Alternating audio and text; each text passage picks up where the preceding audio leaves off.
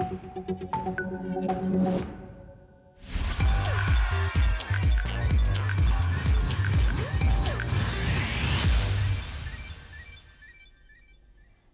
and welcome to NewsX World. I'm Asuma Katauka and you're watching Hollywood Calling. From celebrity scoops to film and music buzz, here's your quick look at what's making headlines in entertainment this week.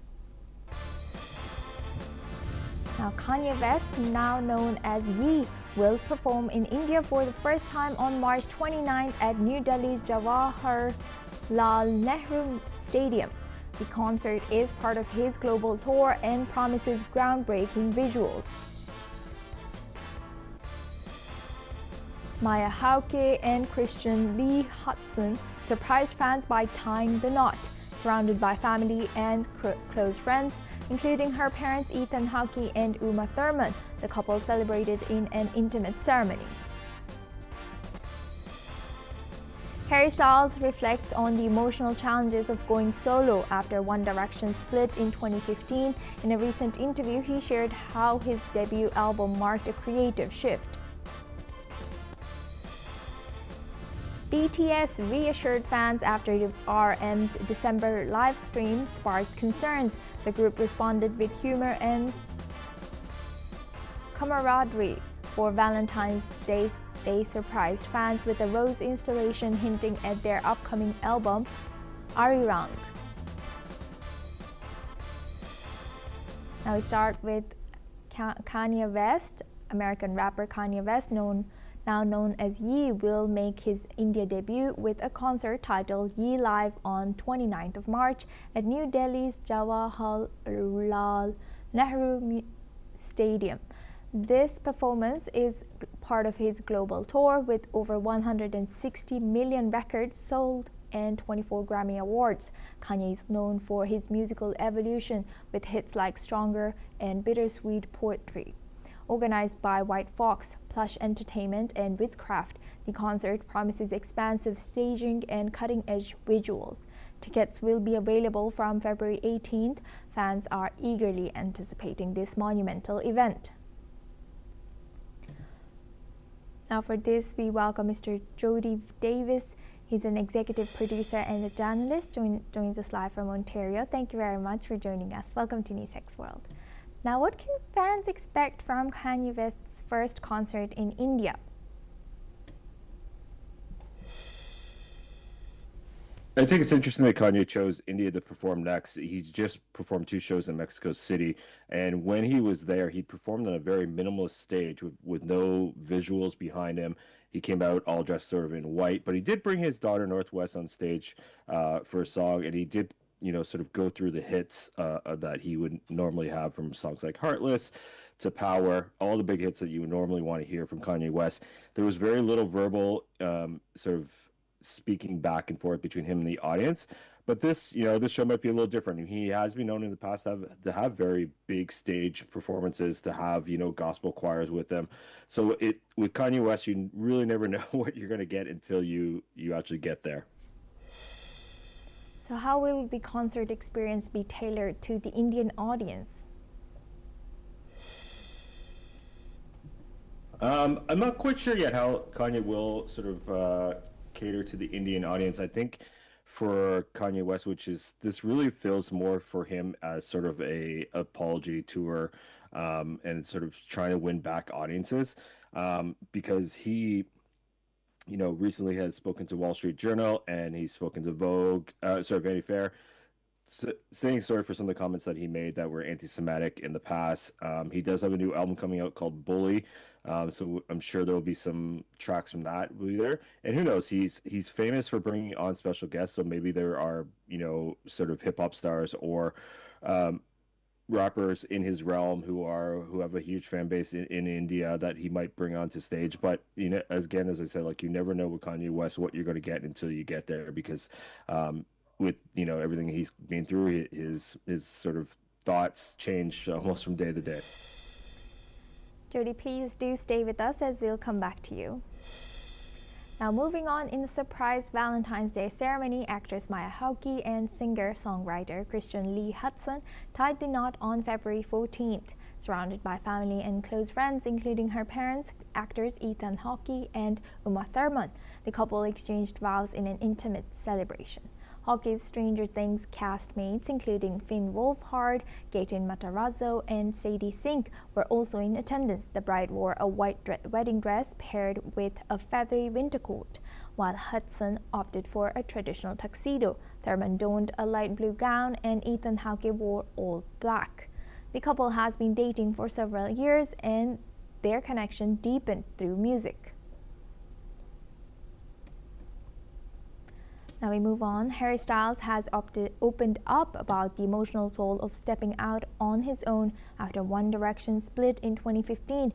In a recent interview, Styles reflected on the challenges of transitioning from being part of a global boy band to performing solo.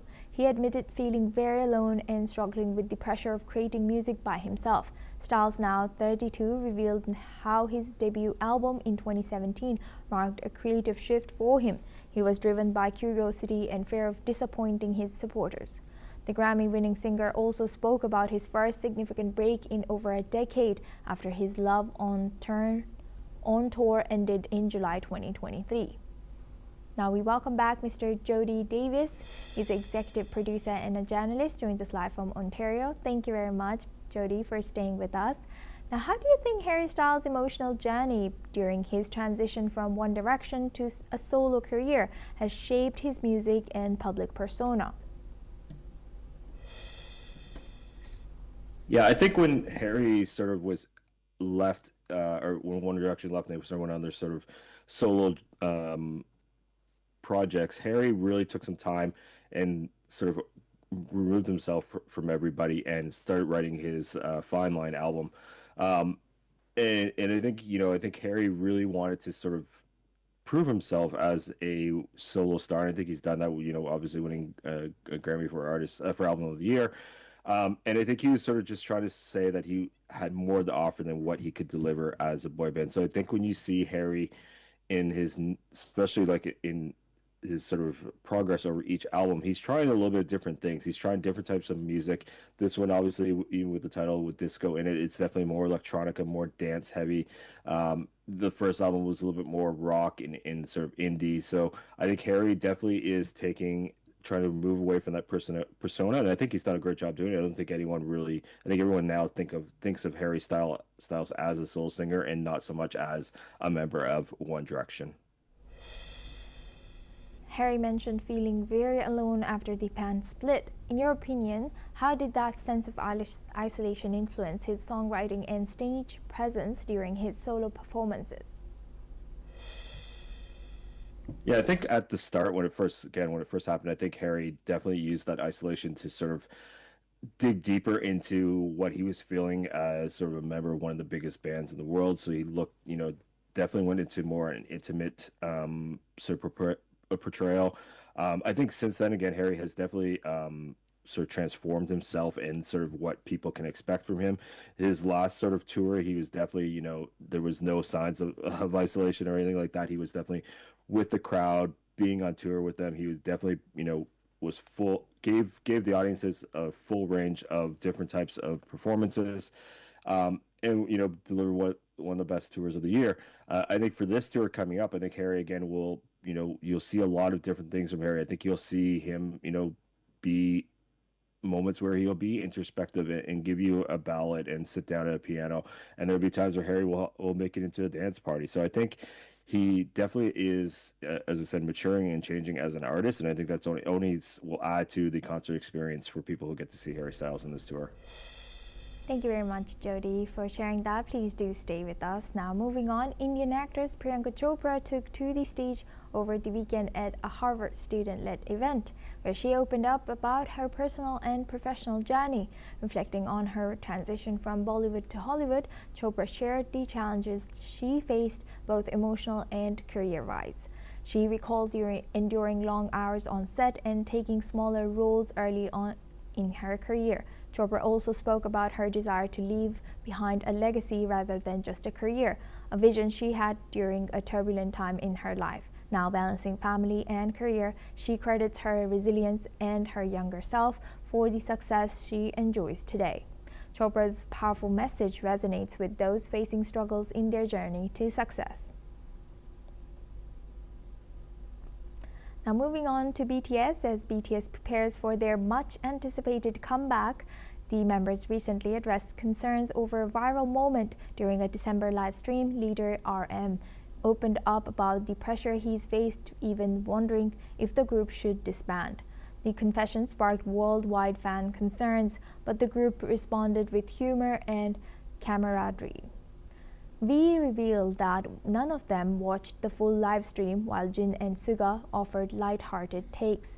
Jimin added that they cope by laughing together. The group's bond remains strong as they prepare for their reunion. Meanwhile, to make special for the BTS ARMY in a Valentine's Day gesture, BTS surprised fans with a unique rose installation hinting at their upcoming album, Arirang, creating excitement across the globe. Now we welcome Ms. Pooja Vishwanathan. She's an editor of Heliuzim, joins us live from Uttar Pradesh. Thank you very much for joining us. Welcome to NewsX World. Now, thank you so much for having me here. Thank you. Now, BTS is gearing up for one of their most anticipated comebacks. How do you think this new album will reflect their journey and growth over the years? So, like, everyone is curious and pretty much excited about BTS's comeback. Like, after 3 years and 9 months since their military service got over, BTS is making a huge comeback with their album Arirang, which is an ode to Korean culture, as Arirang is an unofficial anthem of Korea, and in a way it reflects longing, gratitude, hope, resilience, and growth, which BTS have experienced over the years with every chapter of their lives. BTS, they don't make music in isolation. They make music at every step and every phase of the life, keeping in mind the fandom, army, and people around the globe, and their loved ones whom they have supported throughout the years, like during their ups and downs, during the turbulent phase when they thought they should disband. This disbandment when RM spoke about during his previous life and in 2018. These all ups and downs reflect how strongly they coexist as a group and how strongly they have created a bond over the years with everyone, especially Army, because of whom they are here. And same goes for us as fans and as someone who have seen their journey from the beginning or from the middle, people who joined late and people who discovered their music at a time when they were feeling down. Their music is something we all look forward to as a source of motivation, as a source of hope, as a source of something which we cannot define in mere words, but through their music, even though some of us don't understand the language, we put efforts to learn the language, we find comfort. BTS is a happy place. So I think Arirang is something which we are all looking forward to. And in March, starting in March, when they'll hold their concert at Gwanghwamun Square, Seoul, and then they'll release, I mean, they'll go on tour, and then their album is dropping on March 20th. It's an excitement, it's a complete package. So I think we all are pretty much looking forward to what they have in store for us, and I hope BTS has has had their successful tours all over these years. So this 2026-27 will be a massive year for them, and I guess it's their rediscovery of who they were in their past and who they are now as a mature band who are ready to face the world and ready to make a massive comeback. Yes, and as you highlight that they are ready for a comeback, but BTS recently addressed concerns over RM's comments about taking a break. Do you think the pressure of fame affects the members, and how do they manage to stay so grounded? Like BTS, if you see BTS's Bangtan Sonyeodan, and then it also correlates with the meaning behind the scenes. We never know what goes on behind the scenes when it comes to making music or producing such a massive album. RM has always been someone who gives comfort to others before putting himself on priority basis. And it's not just the band's leader, it goes with rest of the six members who always put army first before even coming to themselves. And fame is something which everyone grapples with over the time, and we have seen so many K-pop idols in South Korea uh, committing suicide. If you see Sully, Kuhara, then recent actors, then sudden suicide, or maybe we don't know how Moonbin of Astro uh, died, and then Jonghyun of Shiny. These all cases they shook the K-pop industry, and BTS are someone who openly discuss their mental health, and also that reflects in their songs, the kind of music they make. And even though all the members said that they try not to think about that too much, or they do not even watch the live stream, it's just the way of foreshadowing their thoughts in a way so that we don't feel sad of what they are going through. This is the kind of love they give to us, and as fans, it's our duty. It's our way of supporting them by listening to their music and comfort them from across the borders, even though we haven't met them physically. We are there with them mentally, and we know that RM does not speak anything like that out of blue. When he is going through something, or when all the members are going through something, they know that we are there for them at every stage of their life, each step of their important days, and preparing for their, whether it's preparing for their comeback or just supporting them in whatever ways we can. We are always there for BTS, like BTS has always been there for us through tough times, through happy times, through times where we have even graduated, or maybe through times where we felt lost and completely demotivated. So, if you see recent example of Indian playback singer Arijit Singh, who's retired from playback singing, although he will continue learning the art in other ways, it was not easy for him to take this decision. Fame is indeed exhausting, and one day or the other, BTS might disband, and we respect their decision, because in 2018 at Hong Kong during Mama Awards, when all members broke down and Jim said they were considering disbanding, the pressure seemed Yes. obvious. It's not Yes. easy to stay grounded at one place, Yes. and it's And because of us, our armies who we support BTS immensely. They are here, and I'm sure that with time they will take some decision that will reflect in their journey, upcoming journey. So I hope BTS stays the same, and then I wish all the best that Arirang becomes successful, and we are looking forward to their music, to them, and to their lives and epic concerts. yes. And last but not least, BTS created a stunning Valentine's Day rose wall for fans with QR codes linking to messages. What's your take on how BTS continues to interact with their fans in such unique and thoughtful ways? All these years, BTS they have interacted with us fans in more or less unique different ways. And if you see, it's not a PR package. They are not marketing themselves, or they are not marketing their love for their army and the music they make.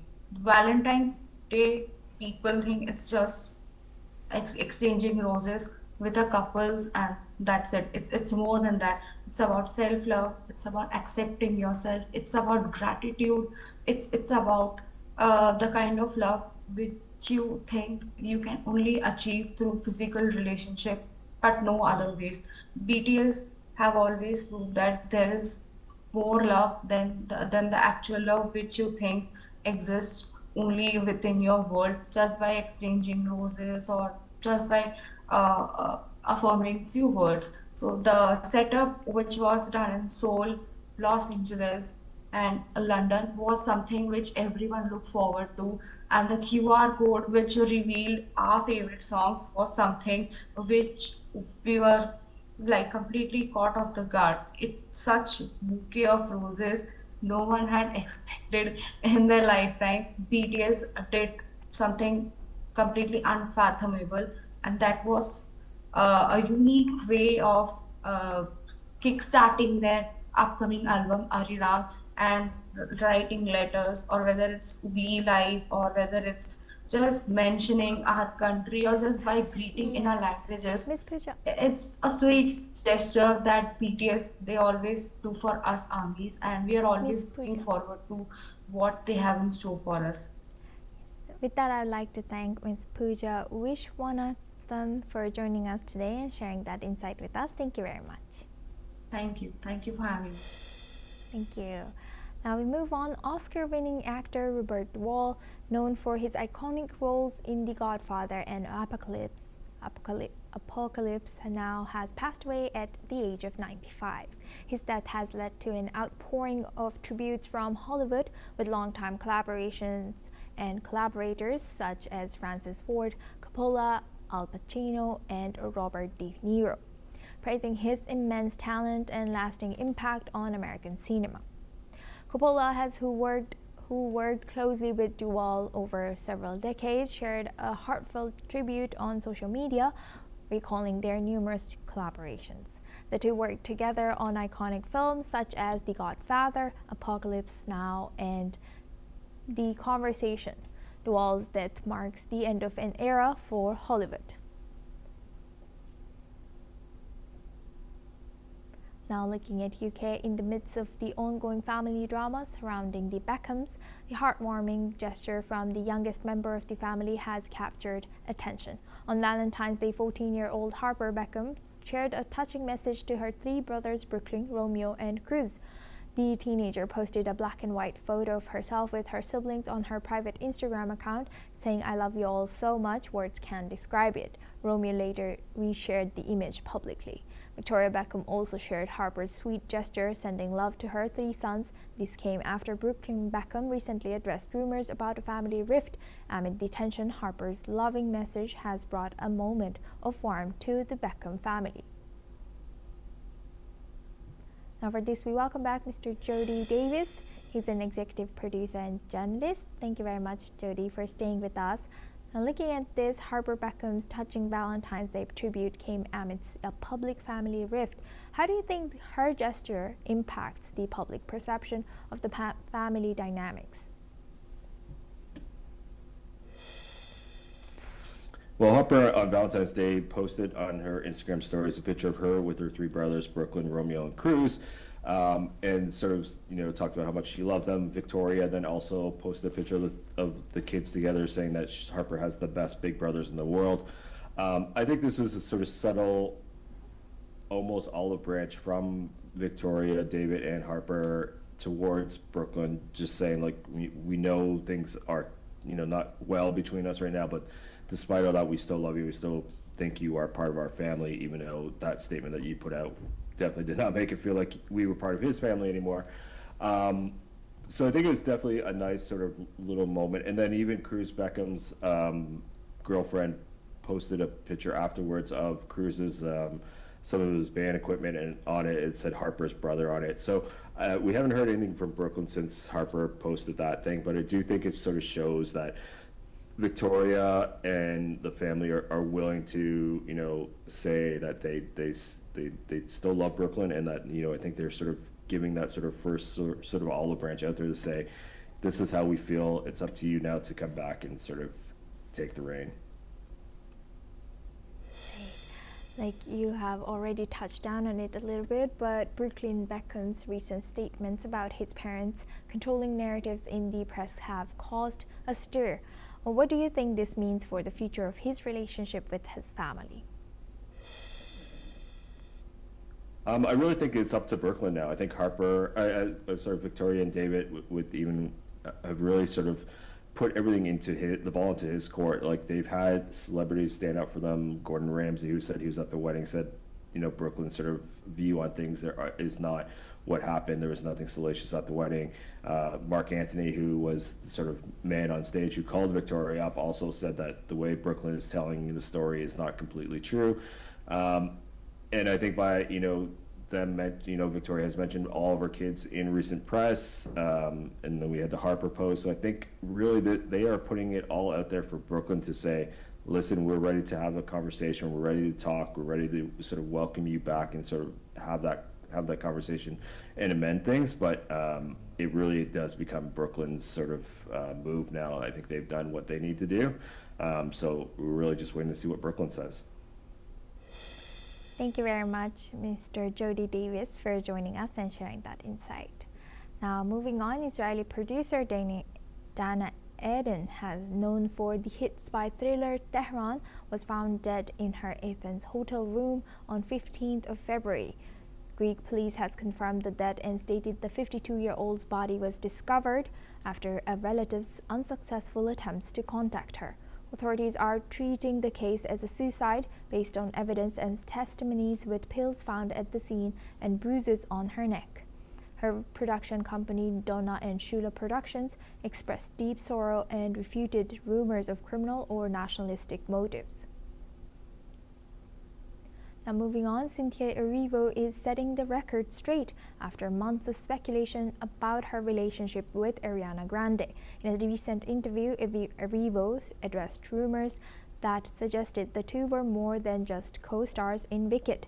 She explained that many people did not understand how two women could have a close friendship without it being romantic. Erivo has attributed the fascination to the lack of representation of deep platonic female friendships in the media. The 39-year-old actress said there was a strange obsession with their bond, with some thinking they were either putting on an act or secretly lovers. Erivo believes the lack of representation of strong platonic female relationship is part of why people misinterpreted their connection. Now we move on. At the White House Black History Month reception, President Donald Trump once again praised rapper Nicki Minaj. Reflecting on their recent meeting at the Trump Account Summit, Trump has admired Minaj's appearance, calling her so beautiful and complimenting her long nails. He said, "I love Nicki Minaj," Trump has said, recalling their time together. Minaj, who attended the summit with Trump, had previously referred to him as the greatest and most successful female rapper in history. Speculations surrounding her political views has grown, with the rapper praising Trump's leadership at a UN conference and America Fest in December. Minaj also declared herself as Trump's #1 fan during her January appearance at the summit. I love Nicki Minaj. She was here a couple of weeks ago. She's so beautiful. Her skin's so beautiful. I said, Nicki is so beautiful. Her nails are like that long. I said, Nicki, are they real? She said, she didn't want to get into that. That's all, and that's a wrap on Hollywood Calling for this week. Your dose of stars, style, and stories returns soon.